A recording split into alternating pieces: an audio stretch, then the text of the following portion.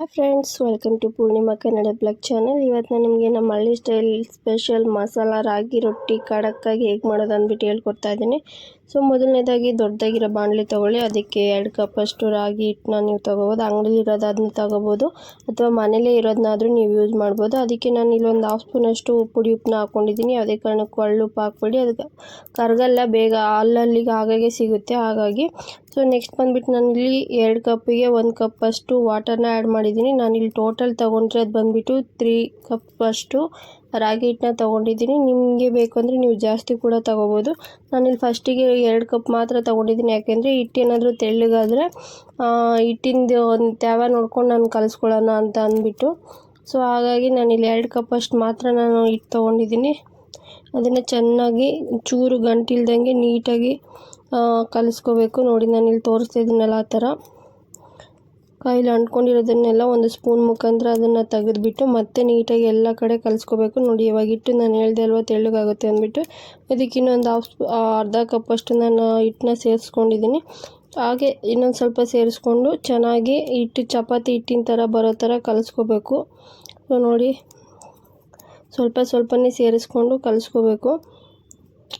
ನಾವು ಹಿಟ್ಟನ್ನ ಯಾವ ಥರ ಕಲಿಸ್ತೀವಿ ಅನ್ನೋದ್ರ ಮೇಲೆ ನಮ್ಮ ರಾಗಿ ರೊಟ್ಟಿ ಅನ್ನೋದು ಡಿಪೆಂಡ್ ಆಗಿರುತ್ತೆ. ಯಾಕೆಂದರೆ ಹಿಟ್ಟೆ ಮೇನ್ ಬಂದು ಇದಕ್ಕೆ ನಾವು ಚೆನ್ನಾಗಿ ಕಲಿಸ್ಕೊಂಡ್ರೆ ಹಿಟ್ಟು ಗಟ್ಟಿ ಕಲಿಸ್ಕೊಂಡ್ರೆ ಗಟ್ಟಿಗೆ ಬರುತ್ತೆ ರೊಟ್ಟಿ. ನಮಗಿಲ್ಲ ಸ್ವಲ್ಪ ಸಾಫ್ಟಾಗಿ ಬೇಕು ಅಂದರೆ ತೆಳ್ಳಗೆ ಕೂಡ ಕಲಿಸ್ಕೋಬೋದು. ಸೊ ಇದಕ್ಕೆ ನಾನು ನೆಕ್ಸ್ಟ್ ಬಂದುಬಿಟ್ಟು ಈರುಳ್ಳಿ, ಕೊತ್ತಂಬರಿ ಸೊಪ್ಪು, ಸ್ವಲ್ಪ ಹಸಿಮೆಣ್ಸಿಕಾಯಿ ಕಟ್ ಮಾಡಿ ಇಟ್ಟಿರೋಂಥದ್ದನ್ನು ನಾನಿಲ್ಲಿ ಸೇರಿಸ್ಕೊತಾ ಇದ್ದೀನಿ. ನಿಮಗೆ ಬೇಕಂದರೆ ಕ್ಯಾರೆಟು, ಈರುಳ್ಳಿ ಹೂವು ಬರುತ್ತಲ್ಲ ಅದನ್ನೆಲ್ಲ ನೀವು ಸೇರಿಸ್ಕೋಬೋದು, ಅದು ಕೂಡ ಚೆನ್ನಾಗಿರುತ್ತೆ. ಸೊ ನೆಕ್ಸ್ಟ್ ಬಂದು ಲಾಸ್ಟಿಗೆ ನಾನು ಇದಕ್ಕೆ ಸ್ವಲ್ಪ ಕ್ಯಾರೆಟ್ ತುರಿನ ಸೇರಿಸ್ಕೊಂಡಿದ್ದೀನಿ. ಇದರಲ್ಲಿ ಸ್ಕಿಪ್ ಆಗಿದೆ, ನಿಮಗೆ ಬೇಕಂದರೆ ನೀವು ಕ್ಯಾರೆಟ್ ತುರಿನೂ ಹಾಕೋಬೋದು, ಚೆನ್ನಾಗಿರುತ್ತೆ. ನೋಡಿ ಇವಾಗೆಲ್ಲ ಕಲಿಸ್ಕೊಂಡಿದ್ದೀನಿ ನಾನು. ಅದಕ್ಕೆ ಇನ್ನೊಂದು ಸ್ಪೂನಷ್ಟು ಆಯಿಲ್ ಹಾಕ್ಕೊಳ್ಳೋಣ.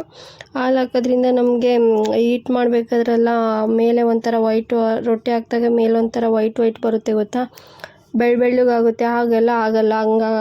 ಸ್ವಲ್ಪ ಆಯಿಲ್ ಹಾಕ್ಬಿಟ್ಟು ನಾವೇನು ಚಪಾತಿ ಮಾಡ್ತೀವಿ ಅದೇ ಥರನೇ, ಬಟ್ ಹಿಟ್ಟು ಕಲಿಸ್ಕೊಳ್ಳೋದ್ರಲ್ಲಿ ಸ್ವಲ್ಪ ಡಿಫ್ರೆಂಟ್ ಇರುತ್ತೆ ಅಷ್ಟೇ. ಸೊ ನೋಡಿ ಇವಾಗ ನಾನೆಲ್ಲ ಕಲಸಿ ಒಂದು 5 ನಿಮಿಷ ಹಾಗೆ ನೆನೆಯಕ್ಕೆ ಬಿಡಬೇಕು. ಬಿಟ್ಬಿಟ್ಟು ನಾನಿಲ್ಲಿ ಇನ್ನೊಂದು ಸ್ವಲ್ಪ ನೋಡಿ ಎಲ್ಲ ಕಲಿಸ್ಕೊಂಡು ನೋಡಿ ಈ ಥರ ಉಂಡೆ ಮಾಡಿದರೆ ಯಾವುದೇ ಥರ ತೆಳ್ಳಗೆ ಕಾಣಿಸ್ಬಾರ್ದು, ಆ ಥರ ನೀಟಾಗಿ ಕಲಸಿಟ್ಕೋಬೇಕು. ಸೊ ನೆಕ್ಸ್ಟ್ ಬಂದುಬಿಟ್ಟು ನಾನು ಇದರಲ್ಲಿ ಸ್ವಲ್ಪ ಉಂಡೆಗಳು ಮಾಡಿಕೊಂಡು ಈ ಥರ ರೊಟ್ಟಿ ತಟ್ಬಿಟ್ಟು ಇಟ್ಕೊಂಡಿದ್ದೀನಿ. ನೋಡಿ ರೊಟ್ಟಿ ತೊಡಾಗ ಆಲ್ಮೋಸ್ಟ್ ಎಲ್ರಿಗೂ ಬರುತ್ತೆ, ಬಟ್ ಬಂದಿಲ್ಲ ಅಂದರೆ ಹೇಳಿ, ನಾನು ನೆಕ್ಸ್ಟ್ ವೀಡಿಯೋದಲ್ಲಿ ಫುಲ್ ಡೀಟೇಲಾಗಿ ಹಾಕ್ತೀನಿ. ಸೊ ನೋಡಿ ಈ ಥರ ತೊಟ್ಕೊಂಡಿದ್ದೀನಿ ನಾನು.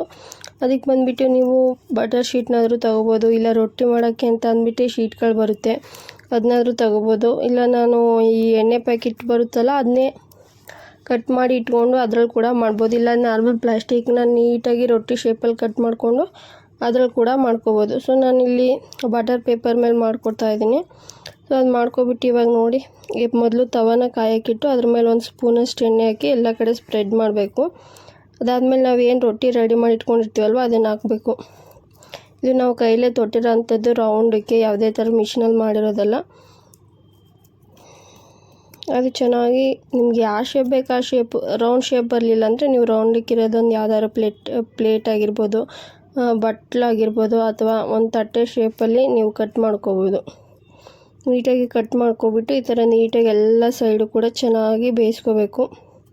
ನೋಡಿ ನಾನು ಹೇಳ್ದೆ ಅಲ್ವ, ಕೆಲವರು ಇದ್ರ ಮೇಲೆ ನೀರು ಕೂಡ ಹಾಕ್ತಾರೆ, ನಾವು ನೀರೆಲ್ಲ ಹಾಕಲ್ಲ, ಬೇಕಾದ್ರೆ ಹಾಕೋಬೋದು. ಗಟ್ಟಿಗೆ ಬರುತ್ತೆ ರೊಟ್ಟಿ, ಖಡಕ್ಕಾಗಿ ಗಟ್ಟಿಗೆ ಬೇಕು ಅಂತಂದರೆ ಅದಕ್ಕೆ ನೀವು ನೀರು ಆ್ಯಡ್ ಮಾಡ್ಕೊಂಡ್ರೆ, ಅಂದರೆ ಒಂದು ಬಟ್ಟೆಗೆ ಸ್ವಲ್ಪ ನೀರು ಇಚ್ಕೊಂಡು ಅದ್ರ ಮೇಲೆ ಹಾಕೋದು.